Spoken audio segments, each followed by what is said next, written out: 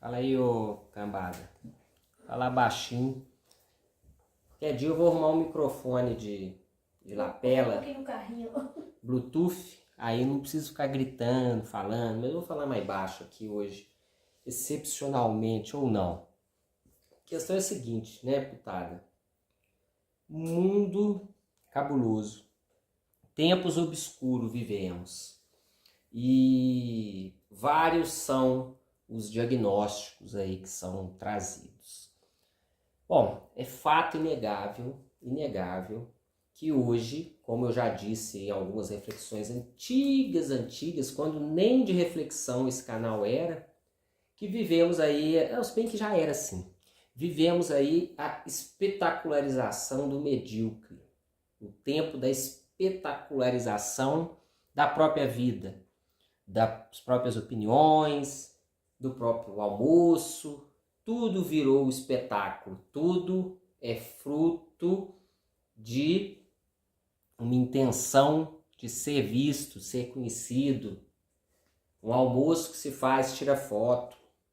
Um serviço que se arruma, vira notícia. Tudo é um espetáculo no qual cada um de nós pensamos ser o personagem principal, em que pese, óbvio, cada um de nós ser o personagem principal da própria história. Mas imaginamos ser o personagem principal da história do outro, dos outros. A gente vive nesse espelho, na verdade, que é a tela aí, né, as redes sociais e tudo mais aí, no qual a gente espetaculariza a nossa vida e espera o olhar sempre condescendente do outro ou invejoso. Eu tinha lido em algum lugar, em algum texto, não me lembro onde, eu acho que foi o Renato de Faria no Estado de Minas, mas eu procurei e não achei esse texto, falando sobre a função do olhar do outro na questão da inveja, como é gostoso ser invejado, né? E essa é a intenção das redes sociais. Ser invejado, estar sempre melhor que o outro veja que eu estou bem, que eu estou legal. E essa espetacularização acaba virando o fim último da vida, né? Você não vai num lugar mais para poder curtir o lugar, você vai num lugar para filmar, para mostrar que você está no lugar. Você não lê um livro mais, né? Você não estuda um livro mais, você lê aquele livro, você segura, mostra aquele livro para mostrar para os outros que você está lendo aquele livro e por aí vai. Esse é um fato inegável, um fato inerente à nossa atual realidade aí, a ponto de que já existe um filão, inclusive, de aluguel de coisas para que você possa se mostrar para os outros, né? Aluguel de iPhone, aluguel de carro, aluguel até de mulher e de homem, apesar que aluguel de mulher e de homem já existe há muitos anos, né? O tal do acompanhante. Aí você pega uma mulher para levar num lugar. Isso aí, fato comum. E um fenômeno bastante interessante nisso tudo é a gente pensar assim, por que acontece isso? Qual é a origem da satisfação nisso? Por que as pessoas se satisfazem em ser perante o outro e não ser perante si mesmo? Por que essa importância do olhar do outro? Por que o olhar do outro tem tanta importância naquilo que a gente sente, naquilo que a gente pensa, naquilo que a gente é? Porque a nossa sociedade de consumo atual é totalmente voltada para isso. Por que as pessoas têm tanta satisfação nisso? Sabe, alguma pessoa que teve uma sagacidade muito grande? Eu preciso falar quem que é? Esse cara aqui, ó. Esse aqui, ó, o Nietzsche, fala uma coisa tão interessante que eu queria compartilhar com vocês, ler com vocês e conversar com vocês. Basicamente, acompanhe o raciocínio resumido aqui, ó. A pessoa nobre, o livre pensador, o espírito livre, nobre, super-homem, a pessoa que está para criar os seus próprios valores, ela cria os seus valores dentro de si mesmo. Ela é aquilo que ela é. E não se importa com essa vaidade do outro, porque se o outro pensa algo que ele não é, seja bom, seja mal, não interessa, porque se for bom, eu já sou aquilo mesmo. Então, o pensamento do cara ou o que a pessoa diz é indiferente. E se não for, aí que eu não ligo mesmo. Porque eu tenho orgulho de ser eu. Eu sou a maior obra de arte da minha vida. Eu sou eu. O que o outro pensa é indiferente, porque eu crio o meu valor. Vocês estão entendendo? Se o elogio for meritório, o mérito é meu. O cara só reconheceu. E se um elogio for fora do que eu sou orgulhoso. Eu não vou aceitar um elogio que não diz respeito a mim. Qual que é a lógica disso? E mesma coisa o xingamento. Né? Xingou uma coisa que eu não sou. Não sou? E se xingou uma coisa que eu sou, cara, eu sou. Que bom que você está mordendo azulejo aí, que se foda. E nós vivemos a sociedade do quê? Não é daquele que constrói o seu próprio valor. Nós vivemos a sociedade de massas, a sociedade da servidão, a sociedade do deixar-se levar, a sociedade daqueles que não criam seus próprios valores, a sociedade daqueles que aderem a valores já criados, aqueles que, como eu disse, e isso é um termo do Nietzsche, se deixam levar. E com uma posição perante a existência dessa forma, a pessoa só se constrói através do olhar do outro. O olhar do outro é muito importante, porque ele não tem um valor de si próprio, criado. O valor é socialmente construído junto com os outros coleguinhas ali. Então, eu sou aquilo que é visto. Eu sou aquilo pelo qual eu sou tido. E aí vem essa importância de se construir uma visão social, né? De estar aí exposto aos olhos sociais, porque aquele olhar é que me faz ser eu, e não eu mesmo. Interessante, vocês vejam, o Paulo César de Souza já havia dito no prefácio, salvo engano, do Crepúsculo dos Ídolos, não, no pós-fácio, o Crepúsculo dos Ídolos, que o Nietzsche é meio foi um sismógrafo do mundo ocidental contemporâneo em relação a diversos assuntos. Psicanálise, as grandes guerras, o Estado alemão, que virou pouco depois, né, que o Nietzsche morreu.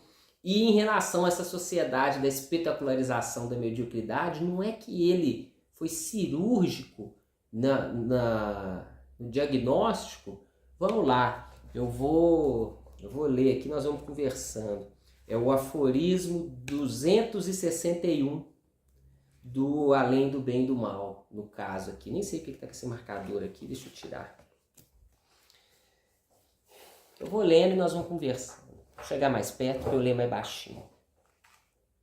Para um homem nobre, a vaidade está entre as coisas de mais difícil compreensão.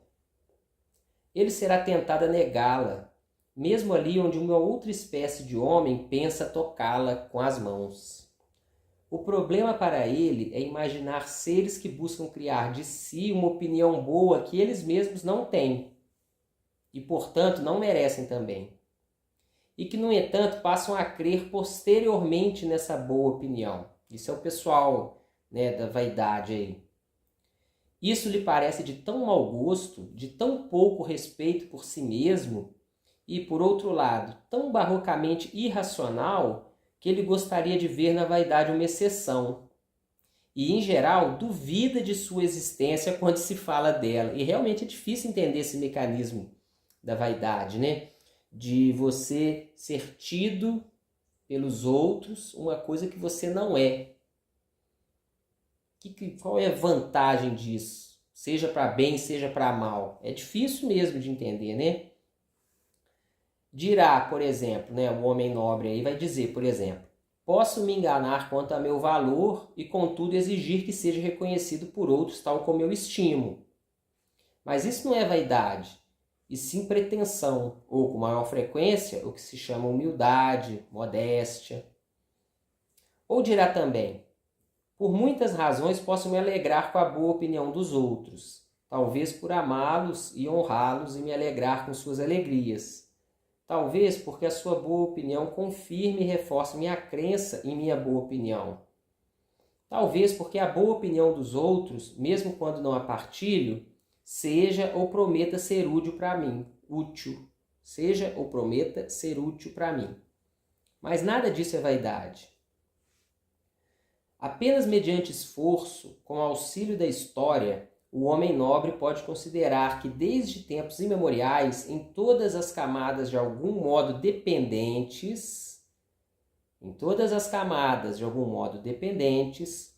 o homem comum era somente aquilo pelo qual era tido, jamais habituado a estabelecer valores por si mesmo.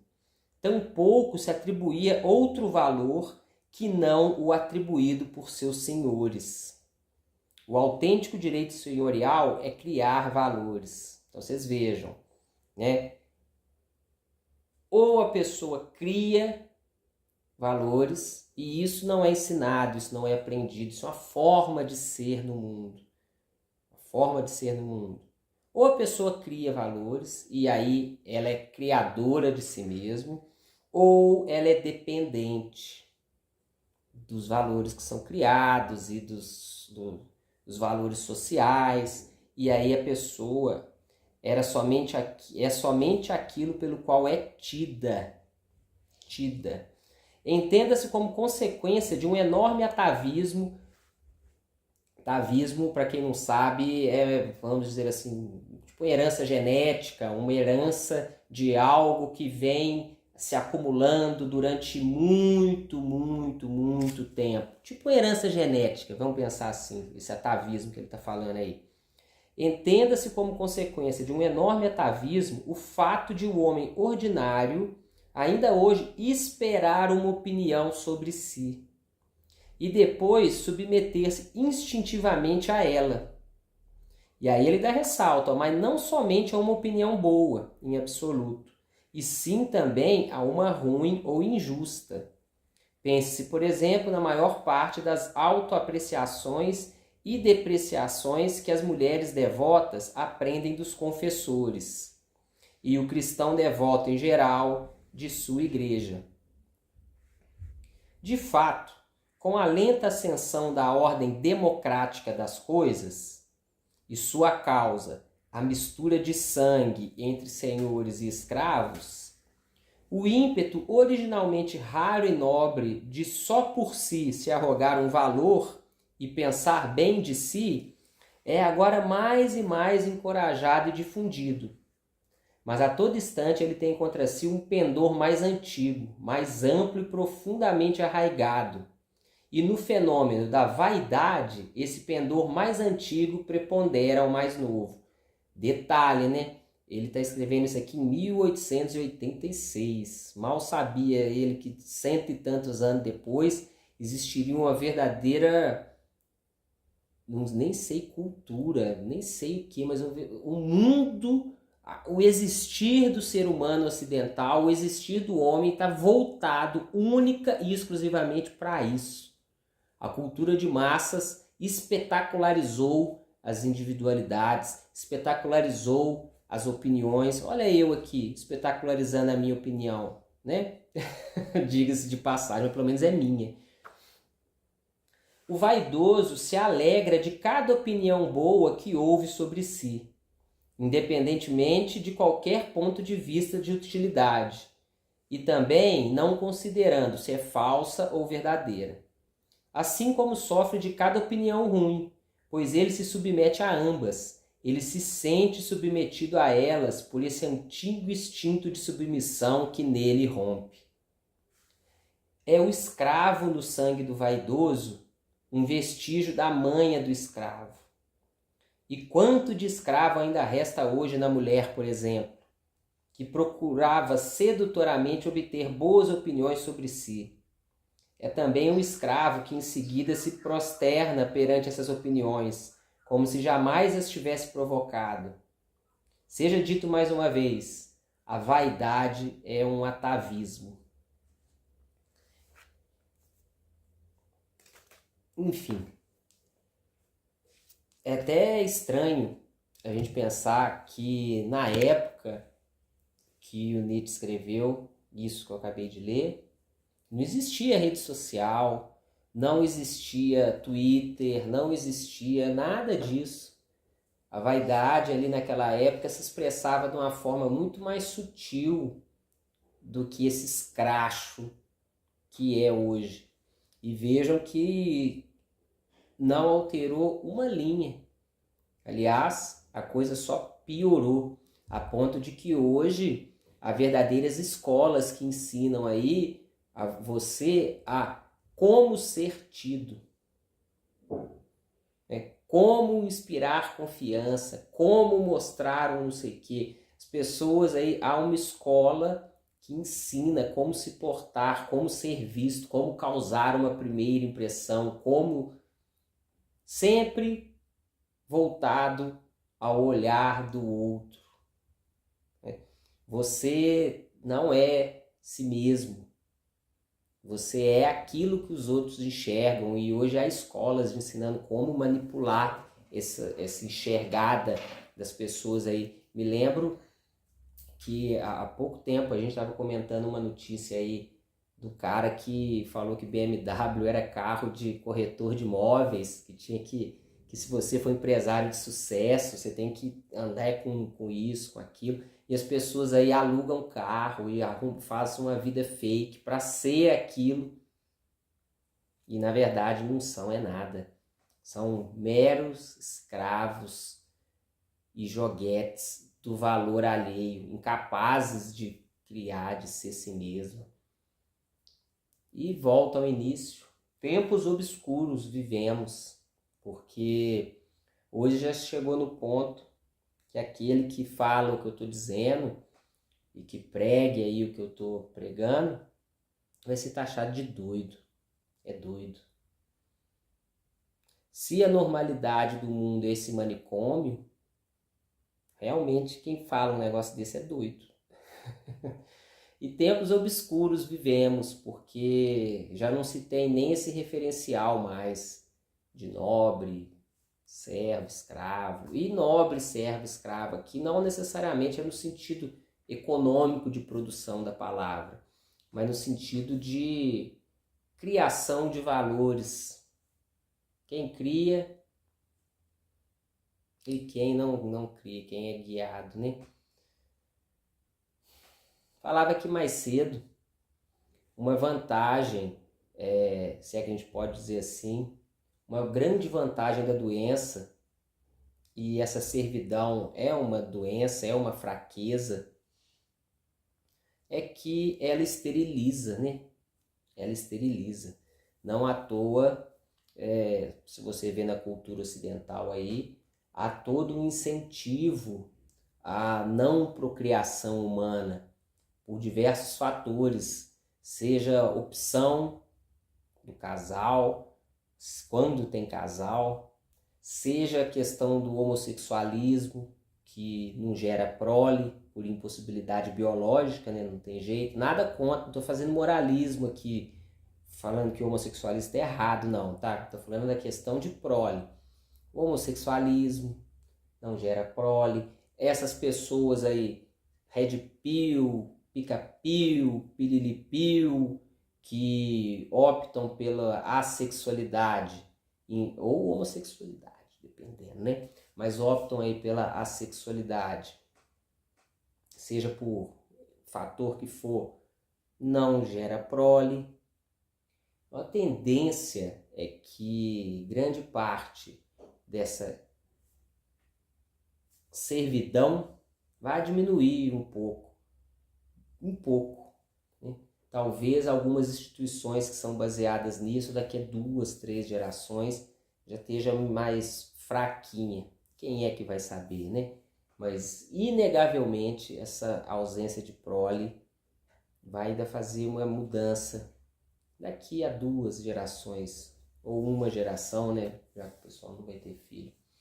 E é isso aí. Vocês vejam como é interessante, né? Um pensador do século XIX escrevendo sobre um fenômeno que era incipiente ali e que hoje a cultura, a produção de massas aí, os meios de produção de massas conseguiram se aproveitar dessa doença, dessa fraqueza, dessa baixeza de grande parte da humanidade. Lucra-se até com a doença, óbvio, né? E é isso aí. Quem quiser ver com os próprios olhos aí, ó, é o aforismo 261 do Nietzsche. E como sempre, as pessoas imaginam que vaidade é coisa de gente, né? Mas não, vaidade é coisa de gente fuleirinha, gente fodida, gente que se enxerga, só se pensa no olhar do outro, né? Olha o Instagram, Twitter, YouTube, tantas redes sociais, LinkedIn, enfim, Twitter, tá aí que não nos deixa mentir, não é mesmo?